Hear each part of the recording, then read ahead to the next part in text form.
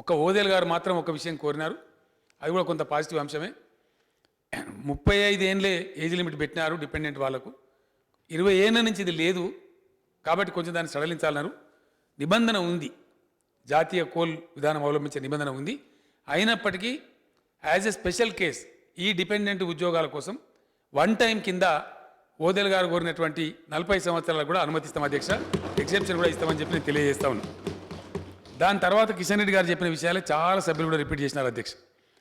ఒక వెంకట్రావు గారు మాత్రం ఏదో మైనింగ్ టూరిజం పెట్టాలన్నారు.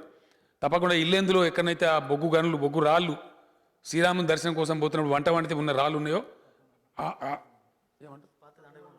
పాత అండర్ గ్రౌండ్ మైన్ కూడా ఒకటి పెట్టి విజిటర్స్ ఒక సందర్శనార్థం పెట్టి ఆ టూరిజం కూడా డెవలప్మెంట్ చేసే ప్రయత్నం తప్పకుండా చేస్తాం. కొత్తగూడెం అదే ఇల్లందు కొత్తగూడెం ఆ ప్రాంతంలో which ever suitable, most suitable, safe ఉండేది, పోయిన యాత్రికులకు ఇబ్బంది లేకుండా ఉండేటట్టు అది కూడా తప్పకుండా చేస్తారు అధ్యక్ష. ఎందుకంటే మన హిస్టరీ తెలంగాణ చరిత్ర కాబట్టి, ఉజ్వలమైన చరిత్ర కాబట్టి, భవిష్యత్ తరాలకు కూడా తెలవాలి కాబట్టి దాన్ని కూడా చేస్తారు అధ్యక్ష.